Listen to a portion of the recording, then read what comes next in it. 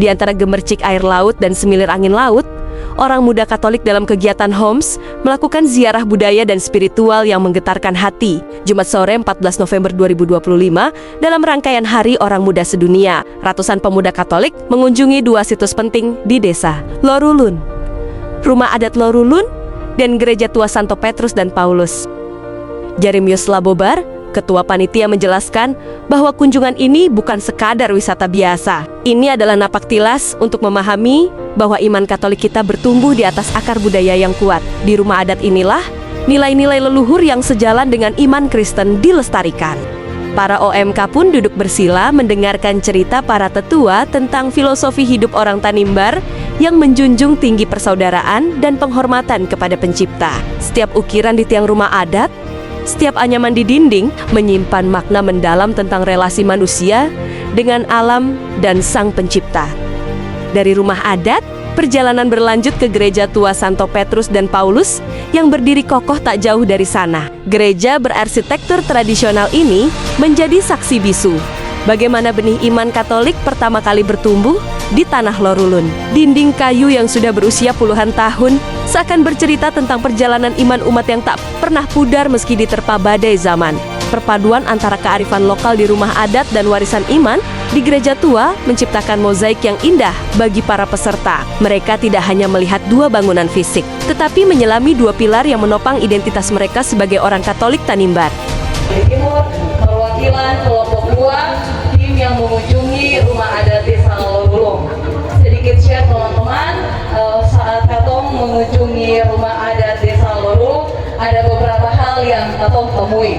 Teman-teman, informasi yang Katong tim rumah adat dapatkan bahwa rumah adat desa Lorulun itu sudah berdiri dari tahun 1930. Teman-teman, terkait desain rumah adat, ukuran rumah adat desa Lorulun itu ukurannya 6 kali 8 meter untuk ruang pertemuan atau ruang rapatnya.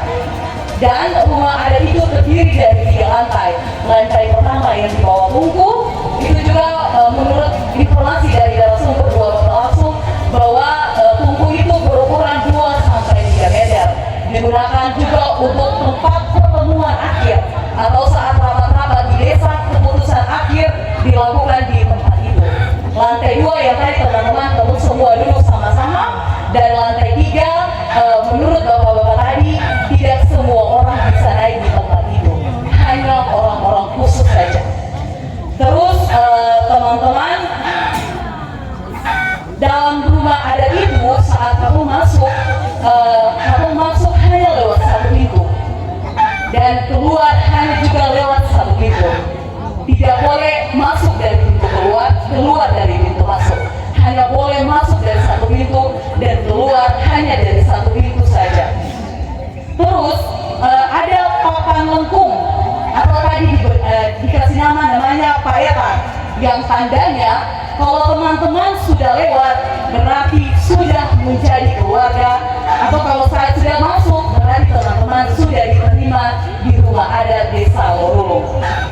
Terus teman-teman, ada beberapa fungsi dari rumah adat desa Lorulun.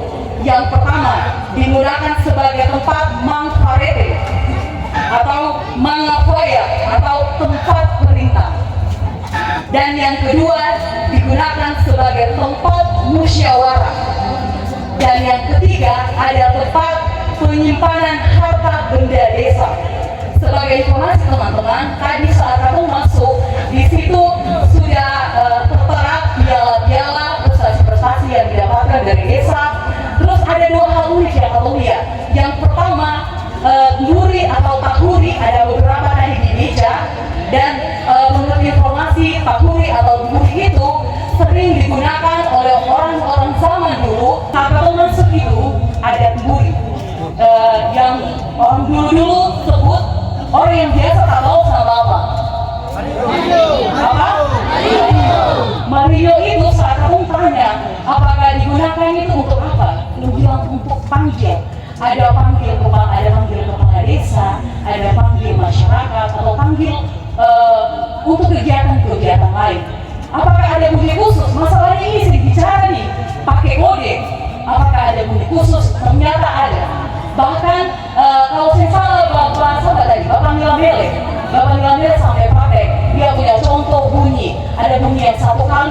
ada satu kali panjang, kalau misalnya itu panggil Barinyo, ada bunyi berapa tiupan itu untuk panggil siapa. Jadi ada jenis-jenis bunyi dari buri itu yang panggil orang sama dulu untuk gak kumpul. Yang kedua, atau ada lihat gading gajah asli. Gading gajah asli itu kalau saya pribadi, mungkin teman-teman yang lain punya benda-benda ada juga lihat. Saya baru lihat benda asli itu dan saya minta izin untuk sentuh. Mau lihat, nanti minta izin sama bapak yang jaga rumah. Terus teman-teman, kamu tanya, siapa yang menempati rumah adat itu? Dan bapak yang tadi sampaikan bahwa mata rumah yang duduki rumah adat itu adalah mata rumah Yani Bresi. Kenapa mata rumah itu yang duduki rumah adat itu? Karena mereka lah yang merancang atau membentuk kampung ini.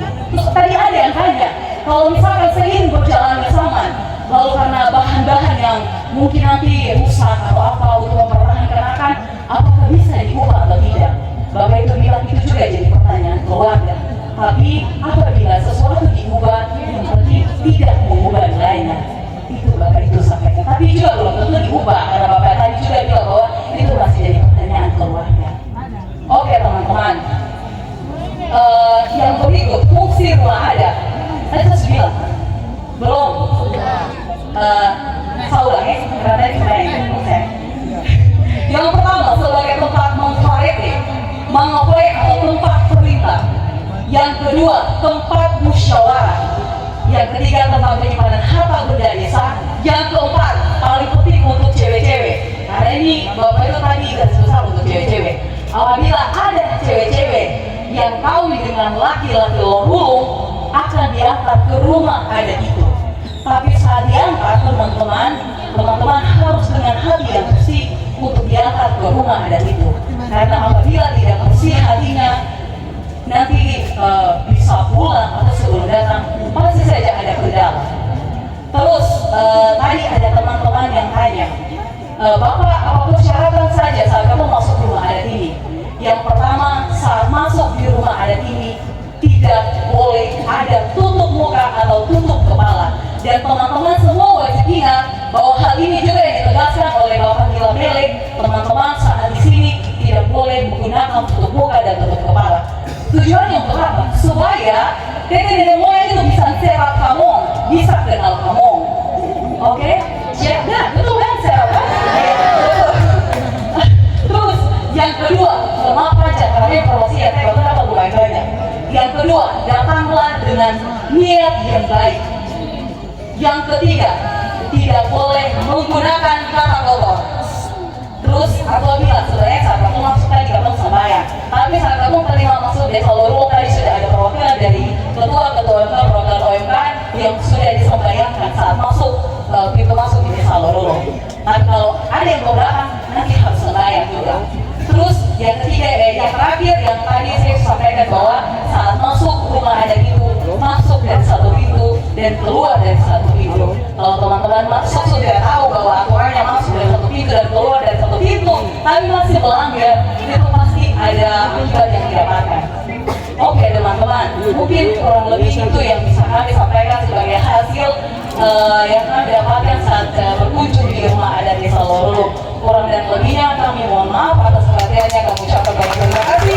Saya kembalikan kepada kita. Baik, mari kita berikan aplaus kembali untuk kedua